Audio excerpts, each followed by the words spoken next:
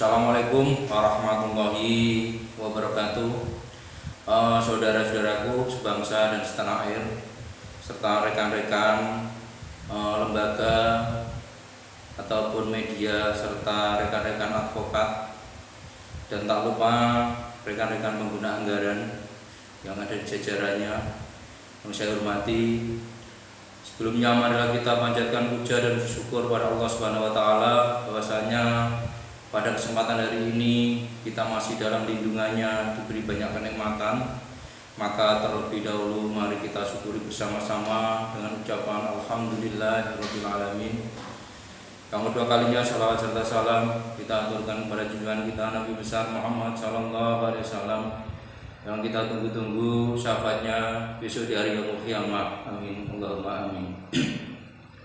Terlebih dahulu saya akan mengenalkan diri bahwasanya pada kesempatan hari ini saya diberi kenikmatan bisa menyampaikan hal-hal yang sekiranya perlu saya sampaikan, yang mana ke depan untuk lebih kita melaksanakan tugas kita cenderung ada kebersamaan dan serta ada upaya untuk menyamakan persepsi.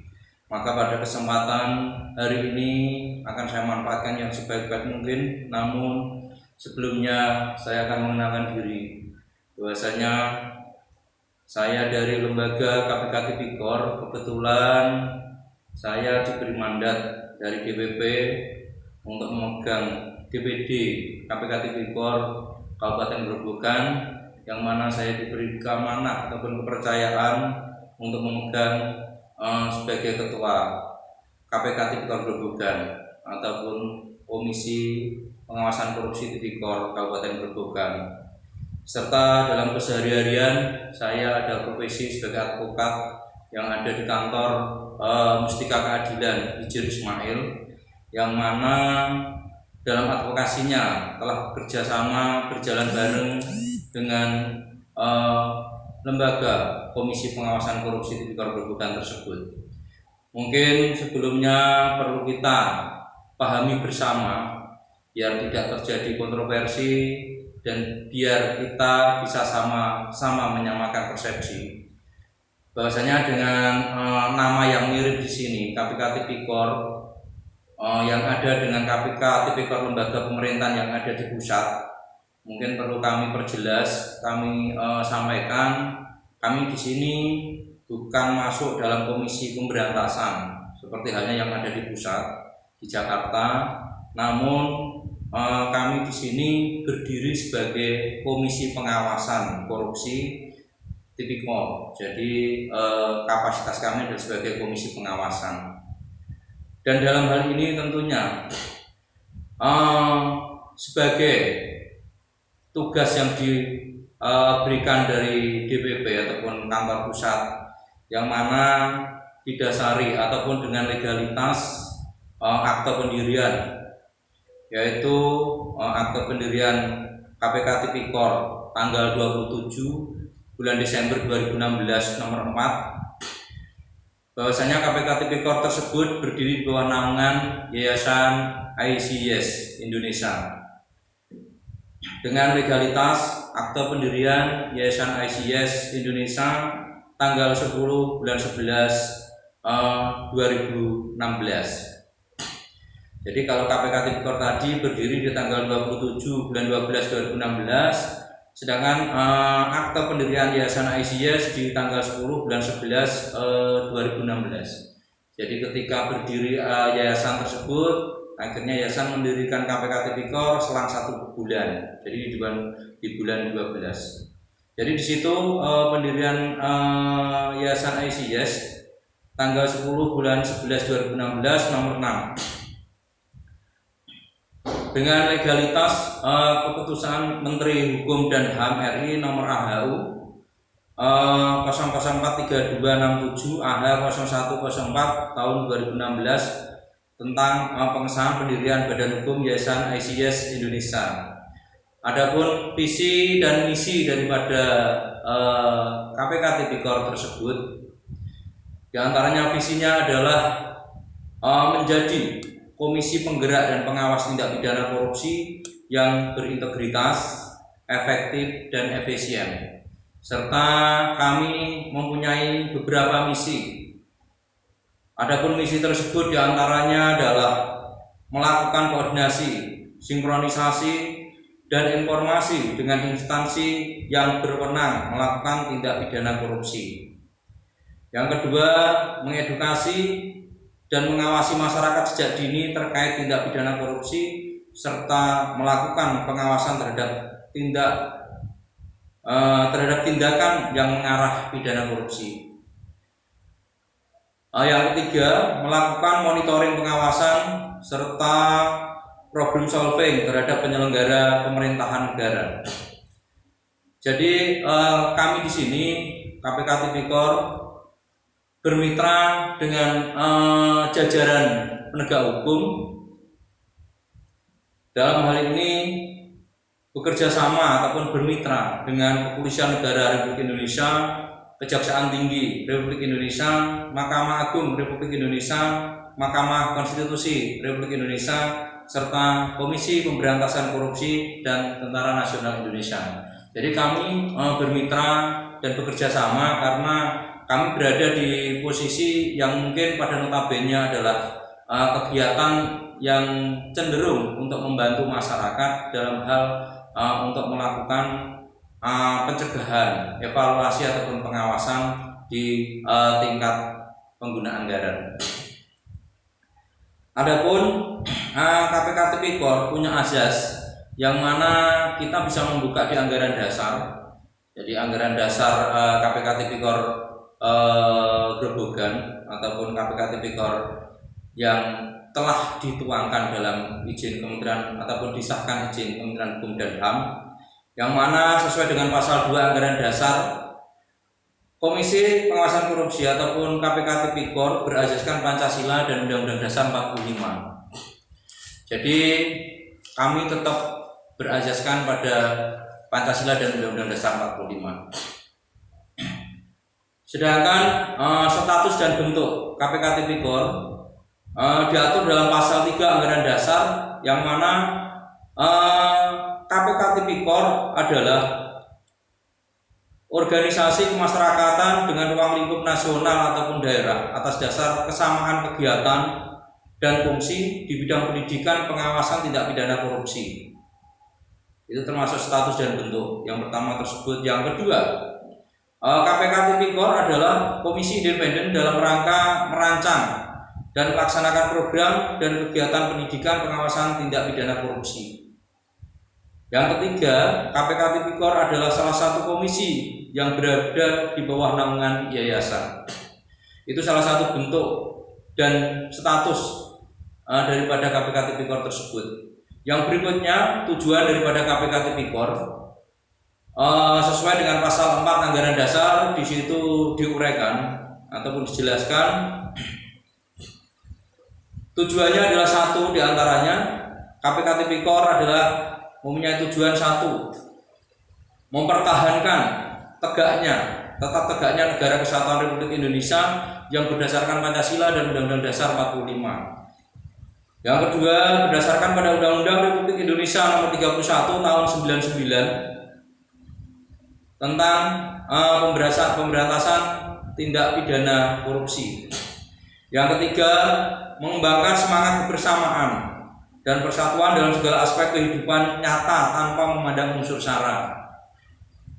Yang keempat, meningkatkan peran serta dan pembelajaran terhadap masyarakat dalam pengawasan tindakan korupsi. Jadi ini perlu kita tandaskan untuk tujuan yang keempat.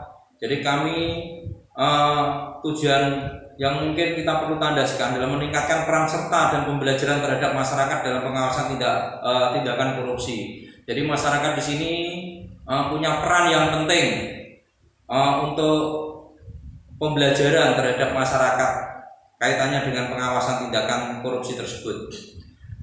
Yang kelima, turut serta membebaskan negara dari korupsi dalam rangka mewujudkan negara Indonesia yang bebas korupsi.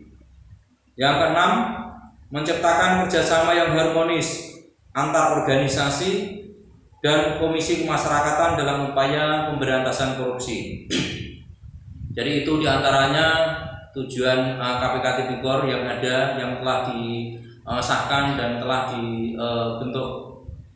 Lalu fungsinya kita bisa membuka pada pasal 5 Anggaran Dasar. Fungsi daripada pengawasan Komisi Pengawasan Korupsi Tipikor ataupun KPK Tipikor adalah berfungsi sebagai wadah politik, penggerak, pengarah, pelaku, dan pemersatu masyarakat dalam pengawasan korupsi, tindak pidana korupsi. Yang kedua, berfungsi sebagai penyalur aspirasi dan partisipasi dalam forum nasional, daerah maupun internasional.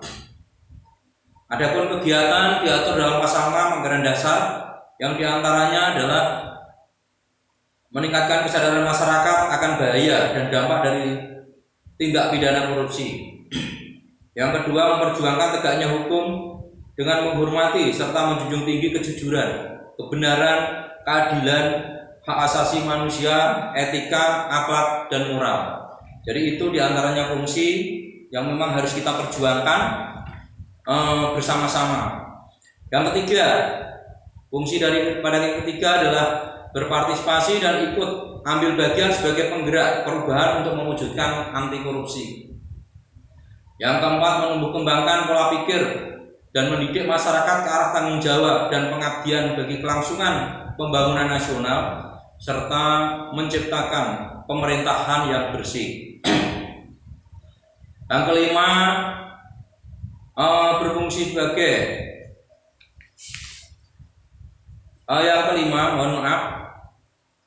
salah satu kegiatan yang mungkin penting, melakukan kegiatan mengadakan seminar dan workshop yang bertemakan wawasan serta mengkampanyekan anti korupsi dan anti diskriminasi dalam segala aspek kehidupan bermasyarakat dan bernegara. Yang keenam, mengadakan pelatihan dan pendidikan akan sumber daya manusia dengan prinsip motivasi berprestasi. Jadi di antara itulah ada 6 kegiatan yang memang harus kita jalankan untuk kegiatan-kegiatan ke depan. Dan di sini dengan adanya kelembagaan yang ada di KPK Tipikor tersebut, tentunya kami lengkapi dengan berbagai divisi, termasuk divisi hukum, divisi intelijen dan investigasi, divisi publikasi ataupun media, divisi hukum ataupun advokasi, dan divisi sosial. Di sini mungkin akan kami singgung terkait dengan divisi hukum. Jadi kaitannya dengan kewenangan dan peran daripada divisi hukum, kami akan mengacu pada Undang-Undang Nomor 18 Tahun 2003 tentang advokat. Jadi advokat di sini akan berperan ataupun akan mengambil bagian sesuai dengan aturan ataupun pasal-pasal yang diatur dalam Undang-Undang Nomor 18 Pasal 2003 tersebut. Di antaranya perlu kita ketahui bersama bahwasanya kita bisa membuka salah satu pasal yang dimana di situ kita buka pasal 6 ayat 2 Anggaran Dasar. Jadi menampung dan menerima berbagai aduan. Jadi kami dari Komisi Pengawasan Korupsi akan selalu siap menampung dari berbagai aduan, baik itu aduan temuan penyimpangan, tindak pidana korupsi, aduan penyelesaian permasalahan, aduan pendampingan permasalahan yang nantinya kami akan lakukan tindak lanjut untuk melakukan kuasa hukum, penasihat hukum, dan sesuai dengan aturan-aturan yang ada, sesuai dengan perundang-undangan advokat. Karena kami bekerja sama ataupun jalan bersama dengan kantor advokat ataupun law office Hijr Ismail, yang mana di situ sudah terlengkapi dengan advokat-advokat yang legalitasnya sudah terpenuhi, di antaranya KTA untuk advokat ataupun berita acara sumpah dari pengadilan tinggi untuk mengikuti pendampingan ataupun PH dan melakukan kuasa hukum, legalitasnya semua sudah terpenuhi, dan insya Allah kami akan menampung dari berbagai permasalahan masyarakat yang dialami, yang dikeluhkan dari berbagai permasalahan, dan termasuk kami akan melakukan pendampingan terkait dengan masalah-masalah korupsi ataupun masalah-masalah di luar itu, masalah yang dialami oleh masyarakat yang selama ini mungkin masih kebingungan harus mengadu ataupun minta bantuan kemana. Dan ini insya Allah kami akan melakukan dan siap untuk menerima berbagai aduan tersebut. Dan di sini kita kembali lagi terkait dengan pasal 6 ayat 2 anggaran dasar. Jadi di sini berbunyi memperjuangkan tegaknya hukum dan menghormati serta menjunjung tinggi kejujuran, kebenaran, keadilan, hak asasi manusia, etika, akhlak, dan moral. Jadi di situ jelas dengan kami akan menggandeng dan bekerjasama dengan advokat yang sudah legalitasnya terpenuhi. Insya Allah untuk lembaga KPK Tipikor Grobogan ini nanti akan berjalan seiring dan akan siap untuk membantu untuk penyelesaian segala permasalahan. Dan mungkin kita uraikan kaitannya dengan advokat. Jadi di sini status advokat ketika kita mengacu Undang-Undang 18 Nomor 2003 tahun 2003 di pasal 5 ayat 1 di situ jelas advokat berstatus sebagai penegak hukum bebas dan mandiri yang dijamin oleh hukum dan peraturan perundang-undangan. Jadi ketika legalitas hukumnya sudah terpenuhi semua seperti halnya saya sampaikan tadi, baik KTA ataupun BA sumpah dari pengadilan tinggi, maka di situ jelas diatur dalam pasal 5 ayat 1 status advokat sudah jelas di situ tadi saya uraikan tersebut sebagai penegak hukum bebas dan mandiri yang dijamin oleh hukum dan perundang-undangan. Lalu di ayat 2-nya wilayah kerja advokat meliputi seluruh negara Republik Indonesia. Jadi kalau kami di bidang lembaga KPK Tipikor Grobogan mungkin kita sebutnya adalah wilayah Grobogan karena di masing-masing daerah sudah ada yang punya wewenang masing-masing yang dikoordinir dari DPP ataupun Korwil DPW. Namun yang bagian advokat, karena advokat itu jelas di situ diatur oleh Undang-Undang Advokat tersendiri. Untuk wilayah kerjanya meliputi seluruh wilayah negara Republik Indonesia. Jadi skupnya adalah nasional. Mungkin masih kita urai dalam Undang-Undang 18 2003 terkait dengan cara ataupun kinerja advokat. Di situ diatur dalam pasal 17. Jadi dalam menjalankan profesinya, advokat berhak memperoleh informasi, data, dan dokumen lainnya baik dari instansi pemerintah maupun pihak lain yang berkaitan dengan kepentingan tersebut yang diperlukan untuk pembelaan kepentingan kliennya sesuai dengan peraturan perundang-undangan. Jadi di sini karena statusnya seperti yang saya sampaikan tadi punya kewenangan terkait dengan dasar-dasar kegiatan kami yang ada di KPK Tipikor Grobogan. Mungkin biar kita nanti ke depan bisa saling mengerti, bisa menyamakan persepsi bahwasanya kami mendasar dalam melaksanakan kegiatan ini khususnya nanti yang masuk di divisi intelijen dan investigasi yang kaitannya dengan penggalian informasi ataupun yang berkaitan dengan hal tersebut. Di sini jelas dalam skup umum di KPK Tipikor Grobogan untuk melandasi ataupun untuk mendasari kegiatan tersebut itu kita mendasar ataupun diatur ataupun mengikuti perintah undang-undang yang tertuang dalam PP nomor 43 tahun 2018. Di situ jelas dalam PP 14 tahun 2018 di situ mengatur mendasari tentang kewenangan masyarakat dan atau lembaga dalam pencegahan dan pemberantasan pemberantasan tindak pidana korupsi. Yang mungkin lebih lengkapnya di situ mengatur tentang peran serta masyarakat.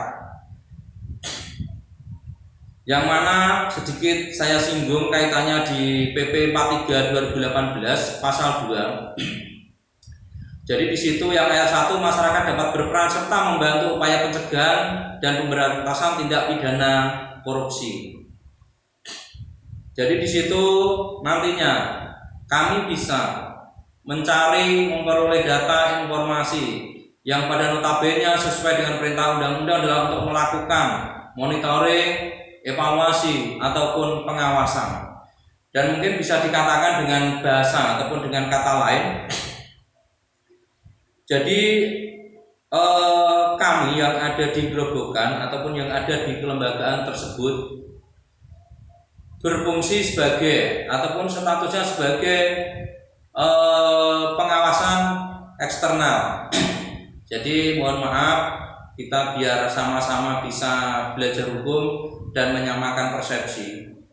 Kalau di jajaran birokrasi, dalam hal ini di jajaran pengguna anggaran, di jajaran birokrasi, mungkin di situ sudah ada pengawasan dari birokrasi, dalam hal ini pengawasan dari internal yang mungkin akan dilakukan, akan ditugaskan oleh bagian inspektorat, BPK ataupun jajaran yang sejenisnya. Namun hal tersebut adalah salah satu bentuk pengawasan internal. Namun kami selaku lembaga, kami diperintah langsung oleh undang-undang yang mana di situ jelas dalam PP 43 2018 kami sebagai pengawas eksternal. Jadi pengawasan yang dari luar dan kami diperintah langsung oleh undang-undang. Jadi mungkin kami atas dasar perintah undang-undang dan mungkin kami bekerja secara sukarela ataupun secara sosial karena kami tidak ada anggaran dari pemerintah, tidak ada gaji dari pemerintah. Cuman insya Allah dengan sumber dana yang sudah diatur dari anggaran dasar kami, insya Allah kami akan bisa mencukupi anggaran-anggaran ataupun pembiayaan yang kami butuhkan. Dan tentunya anggaran tersebut salah satunya diatur oleh anggaran dasar, di antaranya adalah iuran dari anggota, bantuan dari pemerintah yang mungkin pemerintah ada kepedulian untuk peduli ke lembaga kami. Yang ketiga adalah bantuan dari pihak ketiga yang tidak mengikat. Insya Allah dengan sumber-sumber tersebut kami bisa berjalan dan bisa terpenuhi karena kami punya keyakinan dengan niatan dan tujuan yang baik pasti nanti akan ada jalan dan Allah akan memberikan jalan yang terbaik. Jadi harapan kami seperti itu. Terus di samping PP 43 tahun 2018 di sini terkait dengan perolehan informasi, data dan sebagainya, kami dijamin dan kami mendasar pada Undang-Undang 14 tahun 2008 tentang keterbukaan informasi publik. Jadi kemanapun kami, baik itu di dinas, di pengguna anggaran manapun, kami punya hak sepenuhnya untuk meminta informasi tersebut. Dan dari pengelola informasi ataupun badan-badan publik tersebut sifatnya adalah berkewajiban untuk memberikan informasi tersebut karena sekali lagi ini adalah perintah undang-undang.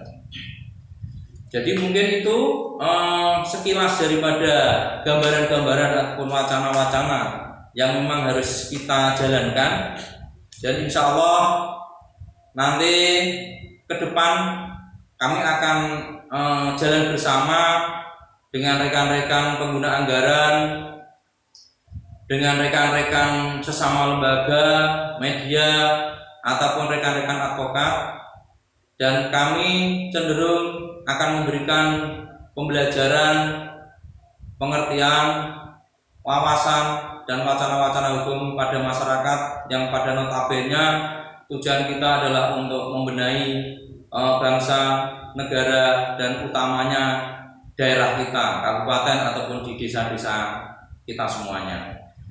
Dan insya Allah nanti untuk program kami ke depan, kegiatan-kegiatan kami ke depan sambil kami untuk menggali dana, kami untuk menggali sumber dana, kami untuk menggali anggaran untuk operasional, baik itu pengadaan kantor, alat kantor, operasional, kegiatan. Insya Allah nanti kami sambil jalan dan untuk membenahi ataupun melengkapi divisi-divisi tersebut, mungkin mulai saat ini kami sampaikan, utamanya saya sampaikan kepada masyarakat yang memang ingin bergabung, ingin bersatu dengan kami.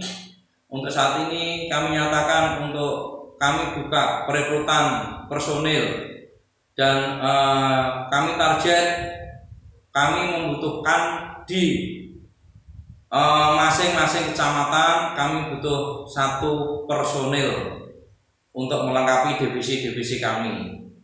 Ini sekaligus kami sampaikan pada masyarakat Grobogan yang sekiranya berminat, mampu dan mau serta mau meluangkan waktu, silahkan menghubungi ke kantor kami dengan alamat Jalan Kepuh RT 3 RW 4 Desa Lemah Putih Kecamatan Brati, nomor HP 085 302 920 023, dan insya Allah untuk kantor lama sementara ada di alamat ini, dan kami baru merencanakan untuk mencari kantor baru yang mungkin akan kami alokasikan di perkotaan biar kita lebih enak jangkauannya dan lebih enak untuk monitoring kegiatannya.